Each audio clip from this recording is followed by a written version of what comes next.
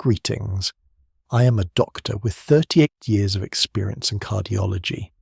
Today we embark on a deep, detailed and humanistic medical analysis of your greatest biological machine, the heart. After many years working in cardiology, I've witnessed a heartbreaking truth. Most men, especially those over 60, don't know their heart is crying out for help until it is almost too late. Your heart is beating right now. Every beat is a promise of life. But when it begins to fail, it doesn't sound a loud alarm. It sends quiet signals, subtle clues that we're too quick to dismiss, labeling them as just a sign of aging or work stress. Today, we won't just list those 7 signs. We will dissect each symptom, analyze the scientific mechanism behind it, and examine the most advanced research and actionable solutions you can adopt immediately to protect your life. Throughout medical history, we have mistakenly viewed heart failure as a dramatic event. The truth is, heart failure unfolds silently over many years. If you understand these signs, your timely action can completely change the outcome. If you ignore them, you're playing a gamble, and your heart will wait for one specific night, one clumsy step to push past the point of no return. Let's start by understanding the core nature of the problem. Let's get to the core. What is heart failure, and why is it a silent killer for men over 60? Heart failure doesn't mean the heart stops working. It means the heart can no longer pump blood efficiently enough to meet the body's metabolic demands. For men, especially after 60, there is often a long history of uncontrolled hypertension, diabetes, or coronary artery disease, CAD. These issues have silently damaged the heart muscle, causing it to stiffen and weaken gradually.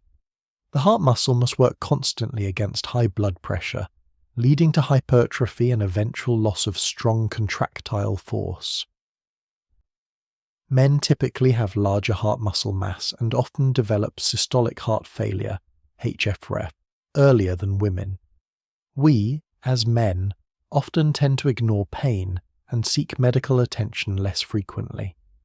A study in the New England Journal of Medicine tracked thousands of adults and concluded that 68% of men misdiagnosed their early symptoms as stress or fatigue.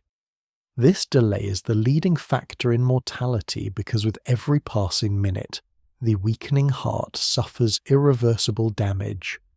Before we get to the 7 signs, let me ask, has anyone here been aware of these early signs?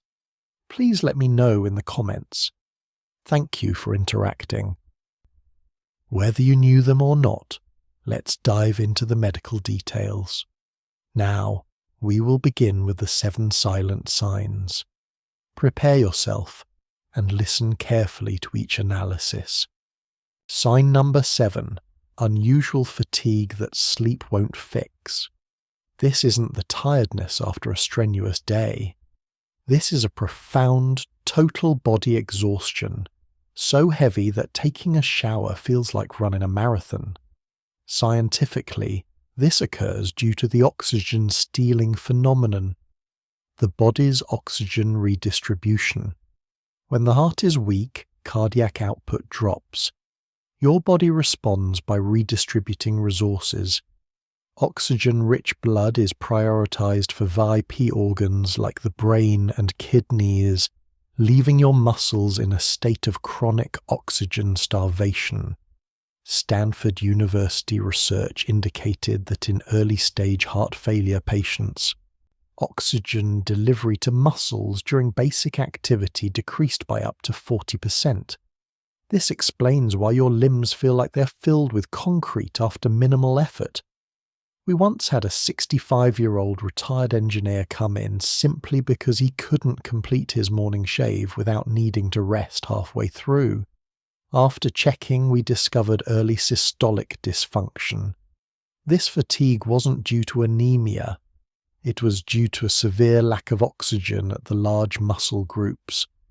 This unexplained fatigue often appears up to 8 years before other definite symptoms of heart failure become apparent.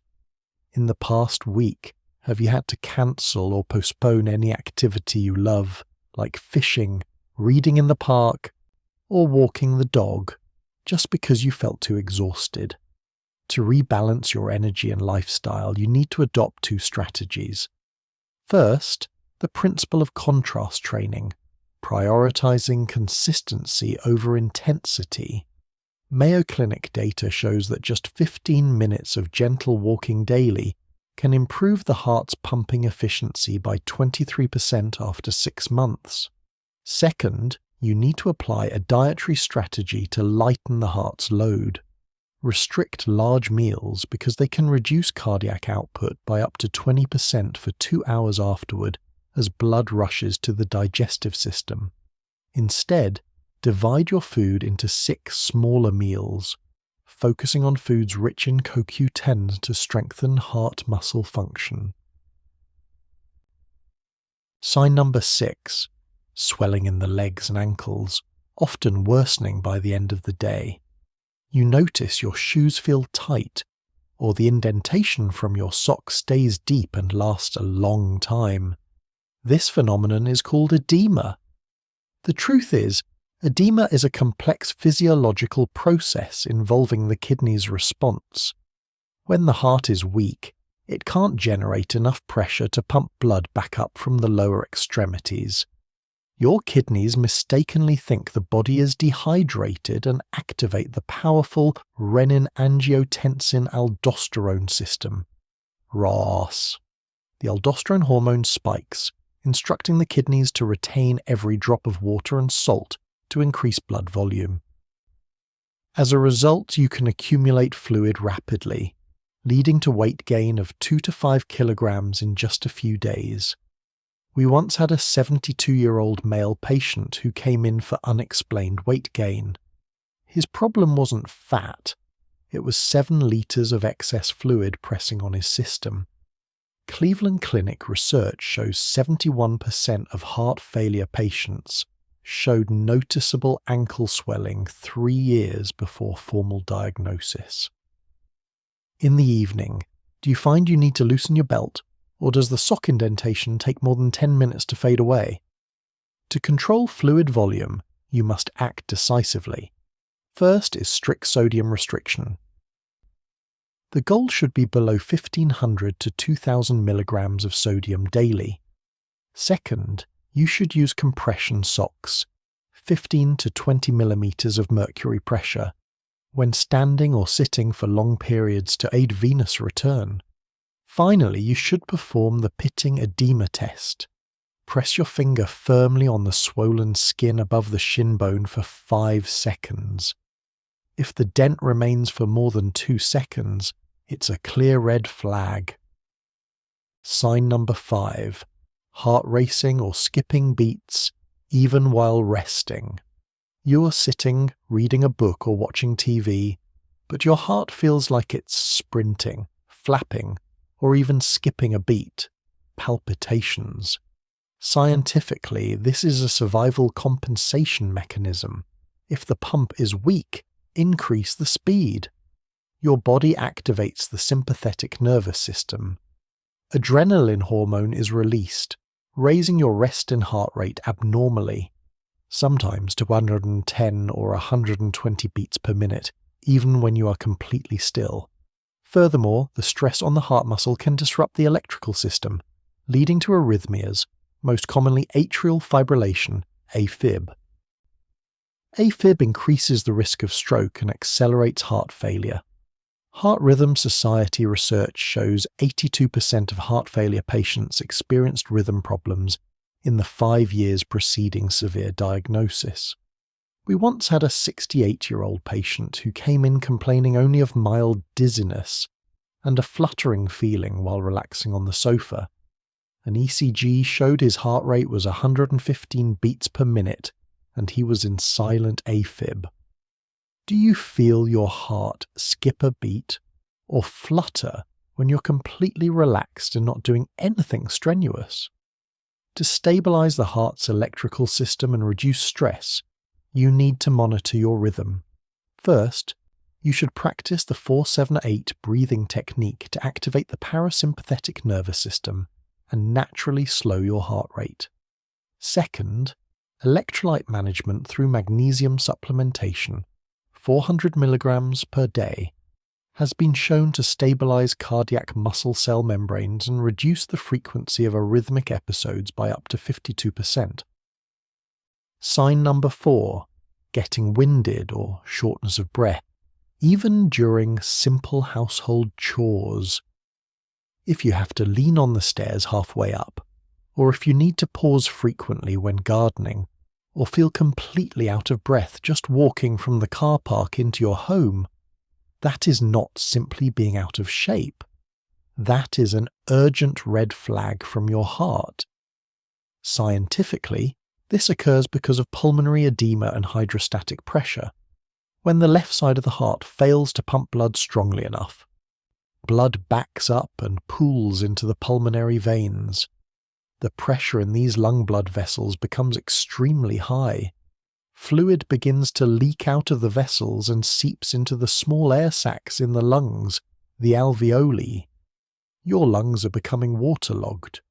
Yale University researchers found that, even at rest, early-stage heart failure patients had over 34% more fluid in their lungs compared to healthy individuals. The sensation is akin to trying to breathe through a wet, heavy towel. What is concerning is that many men unconsciously restructure their lives around this symptom. They avoid stairs, park closer, and decline invitations that require physical exertion. They reduce their physical activity by up to 62% over 5 years without realizing the medical significance. There was one case. My patient, Mr. Min, a 68-year-old gentleman, who suffered from coughing and breathlessness for 2 years. He always told his wife it was mild allergies or asthma, and self-medicated with an inhaler. The truth was he was experiencing orthopnea, difficulty breathing when lying flat, which forced him to sleep propped up on 4 pillows. When we diagnosed and managed his heart failure with diuretics, his breathlessness completely vanished. This was not a lung problem. It was the heart sending fluid into the lungs. Do you find yourself needing to use more than one pillow to sleep comfortably? Or do you often wake up in the middle of the night gasping for air? Please share your experience with us. To optimize gas exchange, you can implement the following techniques. You should practice pursed lip breathing. Inhale through your nose, count of 2, and exhale slowly through pursed lips, count of 4.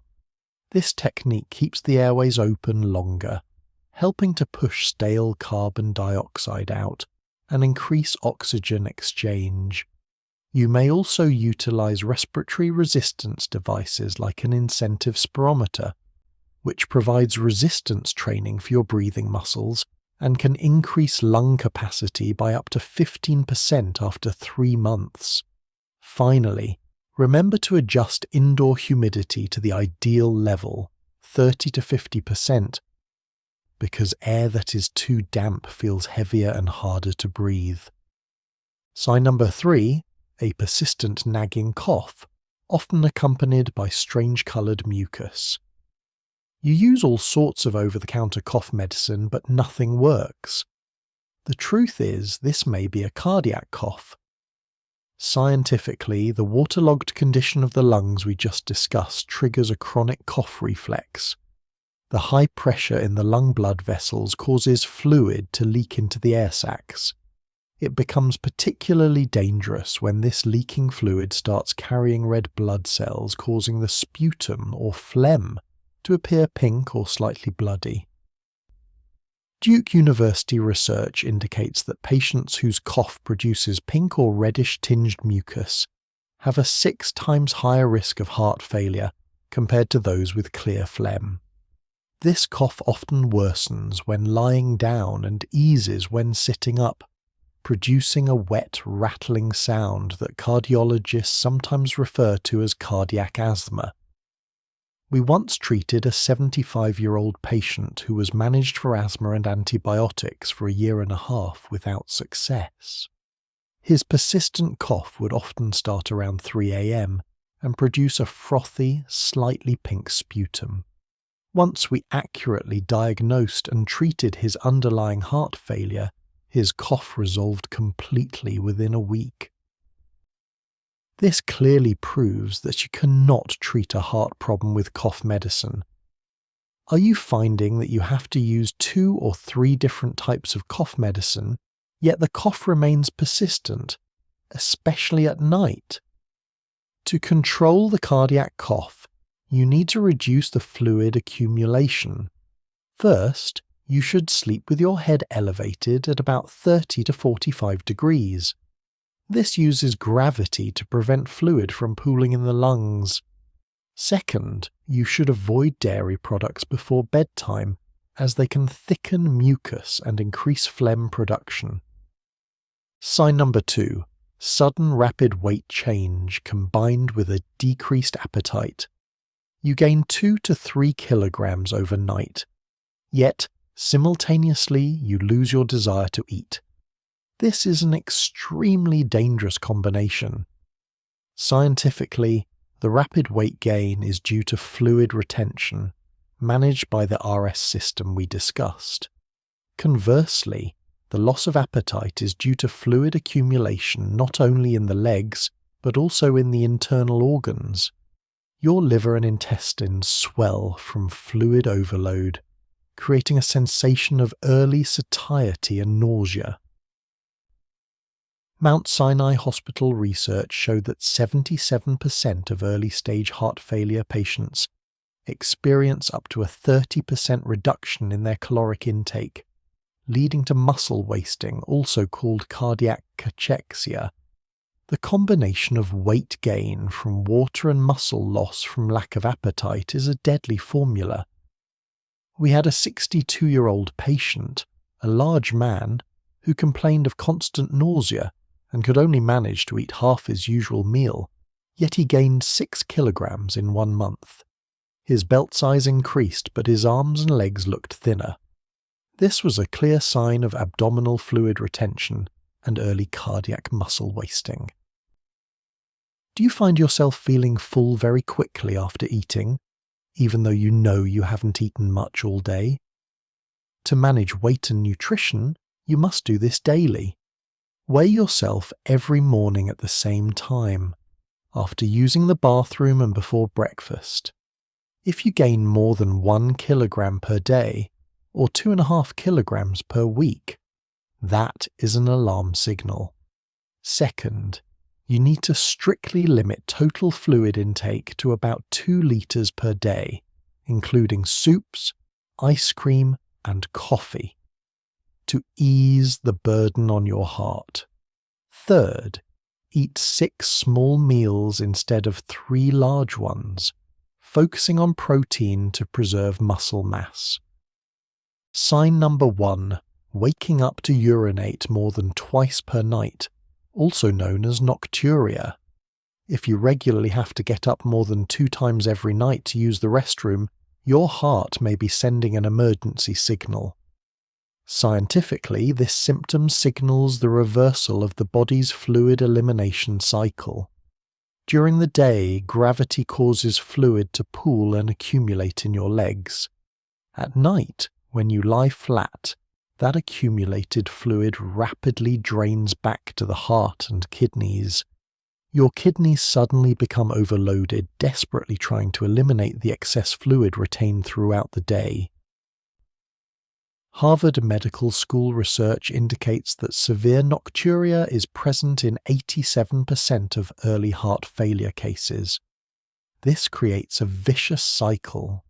Sleep deprivation caused by nocturia increases cortisol and blood pressure, which in turn accelerates damage to the heart. We had a 70-year-old patient who was treated with prostate medication for 3 years with no effect. His problem wasn't obstruction. It was that his body was producing 900 milliliters of urine every night, double the normal rate. When his heart failure was finally treated, the frequency of his waking decreased significantly. Do you find yourself waking up consistently between 2 a.m. and 4 a.m.? That time window is when accumulated fluid reaches its peak concentration for elimination. To break this cycle of nocturia, you must manage fluid accumulation during the day. First, use compression stockings and elevate your legs for 30 minutes in the late afternoon, between 4 and 6 p.m., to process the excess fluid before bedtime. Second, you should take any diuretic medications before 2 p.m., so the kidneys eliminate fluid while you are awake. Finally, strictly limit sodium and fluids after 6 p.m. We have now analysed the 7 subtle signs of heart failure. However, managing heart health over 60 requires a proactive daily strategy. I will share 3 additional pieces of advice, small actions with major medical impact that you can implement immediately. Supplemental advice number 1, absolute daily weight tracking. This is the simplest and cheapest diagnostic tool you possess. I emphasize, weigh yourself every single morning at the same time, after using the bathroom and before breakfast. This helps you establish a baseline and detect fluid fluctuations early. If you gain more than 1 kilogram per day, or 2.5 kilograms per week, that is almost certainly fluid accumulation. You must alert your physician immediately. Clinical studies have proven that heart failure patients who track their weight daily have a 56% higher chance of catching problems early and avoiding unnecessary emergency room visits. Supplemental advice number 2, strict total fluid intake control. Many men think fluid restriction only means drinking less water. This is insufficient. For a weakened heart, fluid includes everything liquid at room temperature: soups, ice cream, coffee, and high water content fruits.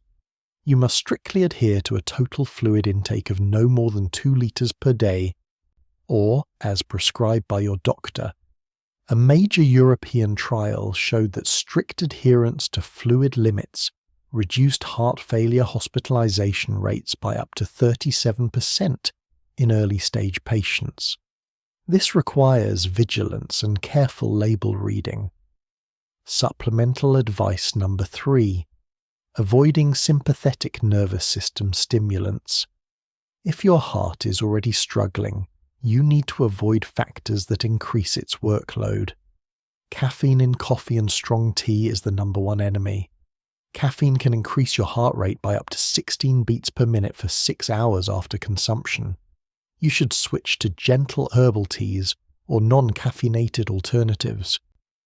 Furthermore, adequate supplementation of magnesium, 400 milligrams daily under your physician's guidance, is critical.